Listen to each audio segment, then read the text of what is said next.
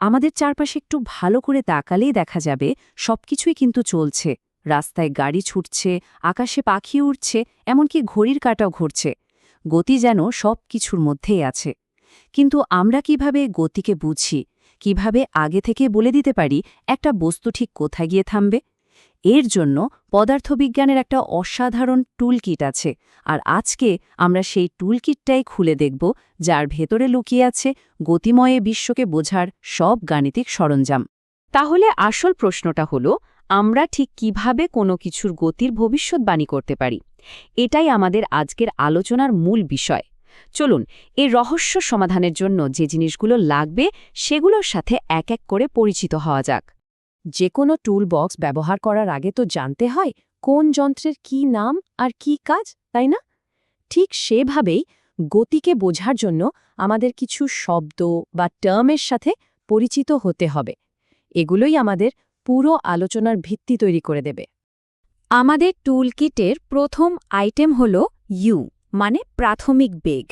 খুব সহজ করে বললে, কোনো বস্তু যখন চলা শুরু করে ঠিক সেই মুহূর্তের যে গতি, সেটাই হলো প্রাথমিক বেগ। ধরা যাক একটা দৌড় প্রতিযোগিতার শুরুর বিন্দুতে এটাই হলো তার স্পিড। এরপরই আসে ভি, অর্থাৎ অন্তিম বেগ। একটা নির্দিষ্ট সময় পর বা যাত্রাটা শেষ হওয়ার মুহূর্তে বস্তুটার যে গতি থাকে সেটাই হলো অন্তিম বেগ। তাহলে ইউ হলো শুরু আর ভি হলো শেষ। একদম সহজ, তাই না? এখন আমরা যেটা নিয়ে কথা বলবো সেটা কিন্তু খুবই গুরুত্বপূর্ণ। এ বা ত্বরণ। এর মানে হলো সময়ের সাথে সাথে বেগ কী হারে বদলাচ্ছে, মানে স্পিড বাড়ছে নাকি কমছে। ভাবুন তো, গাড়ির অ্যাক্সিলারেটরে চাপ দিলে যে একটা গতির ঝাঁকুনি লাগে, ওটাই হলো ধনাত্মক ত্বরণ। আর যখন ব্রেক কষা হয় তখন গতি কমে আসে, ওটাই ঋণাত্মক ত্বরণ বা মন্দন। আমাদের তালিকার পরের সদস্য হল টি বা সময়, মানে পুরো ঘটনাটা ঘটতে মোট কতক্ষণ লাগছে। এর চেয়ে সোজাসাপটা ধারণা আর হয় না। এই সময়ের মধ্যেই কিন্তু গতির সব খেলাটা হয়। আর সব শেষে আমাদের হাতে আছে বা স্মরণ। সোজা কথায় বস্তুটা শুরু থেকে শেষ পর্যন্ত মোট কতটা পথ পাড়ি দিল।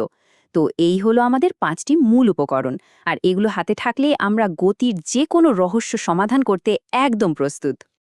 বেশ, উপকরণ তো সব চেনা হয়ে গেল। এবার তাহলে টুলবক্সটা খুলে আসল যন্ত্রগুলো, মানে সূত্রগুলো বের করার পালা।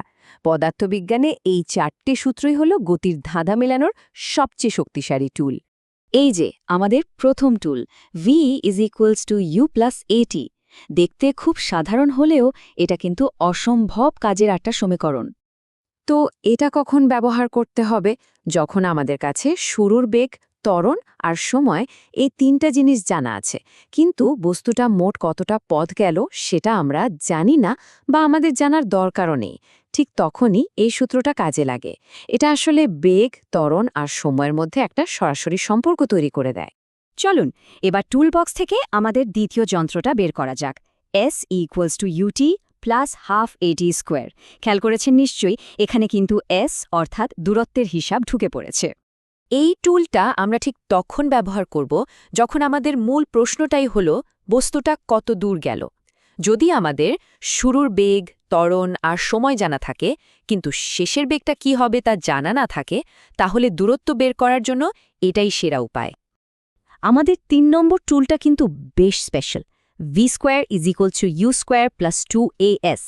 ভালো করে দেখুন তো, এখানে পরিচিত একটা জিনিস কিন্তু নেই। হ্যাঁ, এখানে টি বা সময়ের কোনো ব্যাপারই নেই। এটাকে একটা টাইমলেস টুলও বলা যেতে পারে।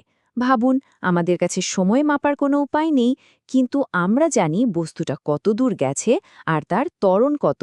তাহলেও কিন্তু আমরা এর ফাইনাল ভেলোসিটি বা অন্তিম বেগ বের করে ফেলতে পারব। এটা আসলেই একটা পাওয়ারফুল কৌশল। আর আমাদের টুল কিটের একেবারে শেষ আইটেমটা হলো S ইজ ইকুয়াল টু ভিটি। দেখুন, এটা দেখতে কতটা সহজ সরল।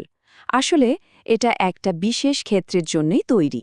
এই সূত্রটা শুধু তখনই কাজে লাগবে যখন কোনো ত্বরণ নেই, মানে বেগ বাড়ছেও না আবার কমছেও না, একদম স্থির বা সমবেগে চলছে। যেমন ধরুন, হাইওয়েতে একটা গাড়ি একদম এক স্পিডে এগিয়ে চলেছে। সেক্ষেত্রে মোট দূরত্ব বের করার জন্য এর চেয়ে সহজ আর কিছু হতেই পারে না। আচ্ছা, তত্ত্ব আর সূত্র নিয়ে তো অনেক কথা হলো। এখন চলুন দেখি এই টুলকিটটা হাতে নিয়ে বাস্তব দুনিয়ায় নামলে কি হয়। আমাদের চারপাশে সূত্রগুলো কিভাবে কাজ করছে সেটাই এখন দেখার পালা। আমাদের চারপাশে মূলত আমরা দুই ধরনের গতি দেখি। একটা হলো সরল রৈখিক গতি, মানে সোজা পথে চলা, যেমন রাস্তা একটা গাড়ি চলছে। আর একটা হলো ঘূর্ণন গতি, মানে কোনো কিছুকে কেন্দ্র করে ঘোরা, যেমন একটা ফ্যানের পাখা ঘুরছে। আর মজার ব্যাপার কি জানেন, আমাদের এই টুলকিট কিন্তু এই দুই ধরনের গতিকে দারুণভাবে ব্যাখ্যা করতে পারে।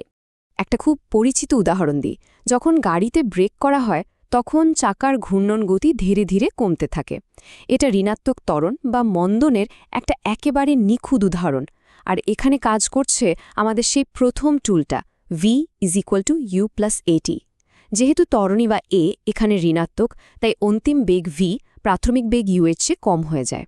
তার মানে আমরা যে নিরাপদে গাড়ি থামাই তার পেছনেও কিন্তু এই সাধারণ পদার্থবিজ্ঞানটাই কাজ করে চলেছে।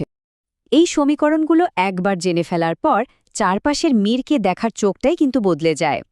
তখন কোনো কিছুর গতিকে আর শুধু গতি বলে মনে হয় না, এর পেছনের যে একটা গাণিতিক নিয়ম আছে সেটাও যেন দেখতে পাওয়া যায়। আসলে মূল কথা হলো, এই সূত্রগুলো কেবল কিছু অক্ষর বা সংখ্যার খেলা নয়। এগুলো হলো প্রকৃতির সাথে কথা বলার একটা গোপন ভাষা, একটা কোড, যা দিয়ে আমরা বুঝতে পারি এই মহাবিশ্ব কিভাবে চলে। আমাদের চারপাশের এত ছোটাছুটি আর বিশৃঙ্খলার মধ্যেও যে একটা অসাধারণ নিয়ম লুকিয়ে আছে, সেটাই আমরা এই ভাষার মাধ্যমে জানতে পারি। তাহলে এই আলোচনার পর যখন একটা ক্রিকেট বলকে বাতাসে উড়তে দেখা যাবে বা একটা ট্রেন স্টেশন ছেড়ে বেরিয়ে যাবে, তখন কি এর পেছনের এই পদার্থবিজ্ঞানের নিয়মগুলোর কথা মনে পড়বে?